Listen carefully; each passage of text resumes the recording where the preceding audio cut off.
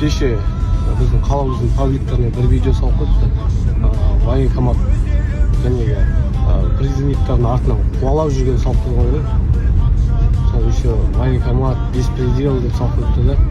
Айтқым келетіні ана салған адам ұят анау бар ғой. Қашып жүргендерін ұят қойған ол.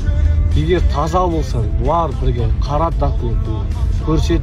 Егер бәрі нормально болса, спокойно қайта бер. Жоқ, қашып, әскерден қашу деген бар ғой. Жаман позор ғой. Қазір әскерден қашып жүрсеңдер, ертең басымызға күн туса бар ғой, соғыс бірдеңе болса, Құдай сақтасын. Ондай сен таппаймыз ғой ше. Елден көшіп кететін сияқтысыңдар ғой мына түрде. Мынау ұят енді. Действительно қарайсың. Немеге қорқады, немеге қашады, мен түсінбеймін бар ғой. Кәдімгі позор ғой мына. Семейдің балалары үшін, семейдің балалары әскерде всегда идеально жүргенде, семейдің балаларын ешқашан жамандаған емес те, бірақ мына семейдің баласы болып әскерден қашып жүрген, мне кажется, позорный нәрсе ше, еще бұны салып қоясыңдар. Военкомат, беспредел емес ол, реально адам жинай алмай жүрген. Өйткені сендер сияқты қашатындарын қаптап кетті қазір, бәрі қашады. Ұялсаңдар ше, мына позор ғой кәдімгі.